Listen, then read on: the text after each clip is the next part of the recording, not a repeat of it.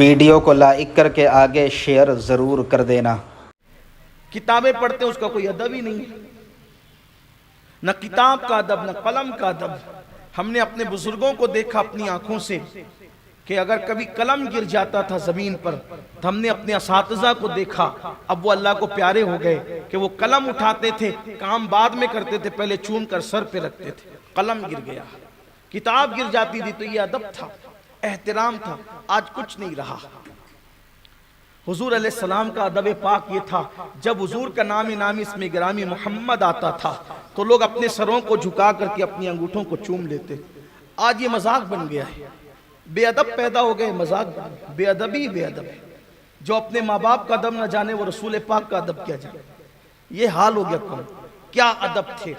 حضرت محبوب الہی نظام الدین اولیاء جب بھی اپنے دادا پیر حضرت بابا قطب الدین بختیار کاکی کے روزے پہ حاضر ہوتے تھے، کبھی جرت نہیں کی مزار تک جانے کی، کبھی جرت نہیں کی مزار تک جانے کی، دروازے پر کھڑے رہ کر وہیں سے فاتحہ پڑھتے تھے۔ کہا میں اس قابل کہاں کہ وہاں تک جاؤں، اتنی دور سے فاتحہ پڑھتے تھے۔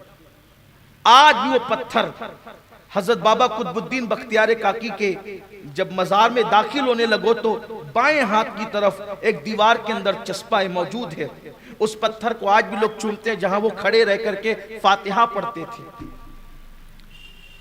حضرت محبوب الہی اتنی دور، ایک دن اچانک خیال آیا کہ ہفتے میں 2 مرتبہ آ کر میں دادا پیر کے یہاں فاتحہ پڑھتا ہوں اتنی دور سے، پتہ نہیں ان کو خبر بھی ہوتی ہے کہ نہیں ہوتی، پتہ نہیں ان کو خبر بھی ہوتی ہے کہ نہیں ہوتی ہے۔ اللہ اکبر، بس اتنا سوچنا تھا کہ فوراً ندائی، نظام الدین تم کہتے ہو کہ تمہیں خبر بھی ہوتی کہ نہیں ہوتی ہے، تم گیاسپور سے نکلتے نہیں ہو، اس وقت سے ہم تمہاری نگہبانی کرتے ہیں، تم ہماری نگاہ میں ہوتے ہو۔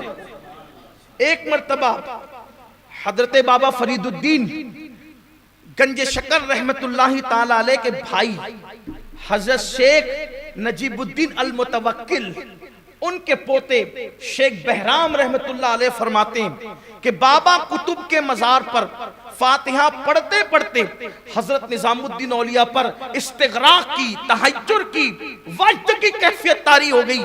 جب وہ کیفیت کچھ کم ہوئی تو ہم نے پوچھا کہ نظام الدین آج یہ کیفیت کیسے طاری ہوئی؟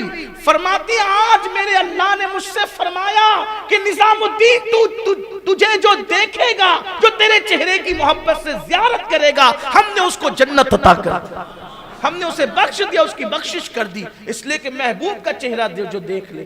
نظام الدین کا چہرہ جو تھا مجھ پر اس وجہ سے کیفیت طاری ہو گئی۔ ایک بزرگ بہت دور سے حضرت محبوب الہی سے ملنے کے لیے آئے، راستے میں ایک بزرگ سے ملاقات ہوئی، کہا کہاں جا رہے ہو؟ تو کہا کہ نظام الدین اولیاء سے ملنے جا رہا ہوں۔ کہا ان کو میرا سلام کہنا، وہ تو ایسے ولی ہیں کہ ہر شب جمعہ میں کعبے کے اندر ان کی اور میری ملاقات ہوتی۔ حضرت محبوب الہی رحمت اللہ تعالی یہ شان کے بزرگ تھے، لیکن ادب کی جو میں بات کر رہا تھا کہ یہ ایک مرتبہ اپنے دوستوں کے ساتھ بیٹھے ہوئے تھے حضرت محبوب الہی، یہی آپ سے کہتا ہوں گفتگو کے اندر، پوری گفتگو میں کچھ یاد رہے یا نہ رہے، یہ بات ضرور یاد رکھنا، اپنی زندگی میں ادب پیدا کرو، ہر ایک کا ادب، بلکہ چھوٹوں کا بھی ادب کرو۔ ہم چھوٹوں پہ شفقت کی بات کرتے ہیں، لیکن شفقت کے ساتھ میں تو کہتا ہوں کہ چھوٹوں کا بھی ادب کرو، بڑوں کا بھی ادب کرو، کتابوں کا بھی ادب کرو، قلم کا بھی ادب کرو، پڑوسی کا بھی ادب کرو، ماں باپ کا بھی ادب کرو۔ چھوٹوں کا ادب اس لیے کرو کہ یہ مجھ سے بہتر ہے، کہ اس نے مجھ سے زیادہ گناہ نہیں کی، کیونکہ میں پہلے پیدا ہو گیا ہوں اس لیے میں نے گناہ اس سے زیادہ کی، یہ میرے بعد پیدا ہوا ہے تو اس نے مجھ سے کم گناہ کیے، اس لیے یہ زیادہ ادب کے قابل ہے۔ اور بڑے کا ادب اس لیے کرو کہ مجھ سے پہلے پیدا ہوا ہے تو اس کی نیکیاں زیادہ ہیں، یہ نیکیوں مجھ سے زیادہ، اس لیے قابل ادب ہے۔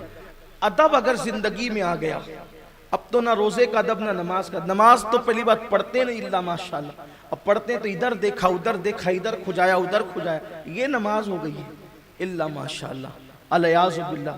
اور کہاں وہ نماز تھی کہ گھر جل جاتے تھے، صاحب خانہ کو پتہ ہی نہیں چلتا تھا کہ میرا گھر جل رہا ہے۔ چلیں اگر وہ کیفیت ہماری اور آپ کی پیدا نہیں ہو سکتی، کم سے کم اتنا تو کریں کہ صحیح کھڑے رہے، دیکھنے والے کو لگے کہ نماز پڑھ رہا ہے، دیکھنے والے کو احساس تو ہو کہ وہ نماز پڑھ رہا ہے۔ ہماری کیفیت یہ بھی نہیں ہوتی، بلکہ لوگ تو نماز پڑھنا سیکھتے بھی نہیں۔ کوئی کسی کا پیر اٹھا ہوا ہے، کسی کی انگلیاں اٹھی ہوئی ہے، نماز کے اندر کتنی انگلیاں لگنی چاہیے، پوزیشن کیا ہونی چاہیے، نگاہ کیا ہونی چاہیے، کچھ پتہ نہیں، اٹھے چھوٹے آئے نماز کے لیے کھڑے ہو گئے۔ ہر چیز سیکھ کر کریں گے، نماز بغیر سیکھے پڑھیں گے۔ کچھ لوگوں کا حال تو یہ ہے کہ وہی کالے پیلے کپڑے پہن کر کے آ کے سیدھے کھڑے ہو جاتے، پسینے کی بدبو آ رہی ہے، منہ میں بدبو آ رہی ہے، آ کے کھڑے ہو گئے۔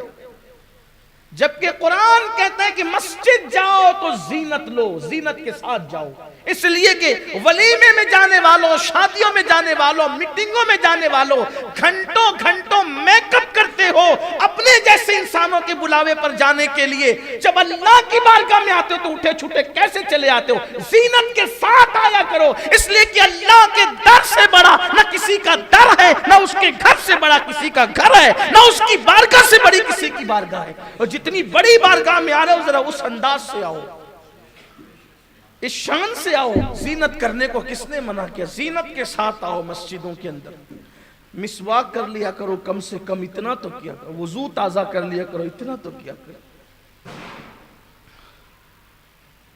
حضرت محبوب الہی نظام الدین اولیاء دوستوں کے ساتھ بیٹھے ہوئے، ادب کی بات چل رہی ہے، اچانک ایک کتا گزرا۔ کتا اگرچہ اہل خیرت کے سر کے اوپر سے جانے کی بات ہے، اور میں تو یہی کہتا ہوں کہ جب اہل عشق کی بات ہو تو اہل خیرت کو محفل سے چلے جانا چاہیے، اس لیے کہ یہ باتیں تو ان کے لیے ہے بھی نہیں، اور نہ وہ تو یوں کہیں گے کہ یہ کہاں کی بات ہوئی۔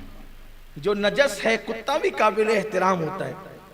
آج کل اس لیے کہ گھروں میں بیٹھ کر کے کچھ لوگ چھوٹی چھوٹی کلمیں مناتے ہیں نا، علماء اہل سنت کے خلاف، کہا دیکھو یہ سنی عالم اپنے آپ کو کتا کہہ رہے ہیں، غوث پاک کا کتا، اور کتا تو نجس ہوتا ہے، کتا تو ایسا ہوتا ہے، کتا تو ویسا۔ انہیں پتہ ہی نہیں بیچاروں کو کہ بات کرنے کا، کلام کرنے کا سلیقہ کیا ہوتا ہے۔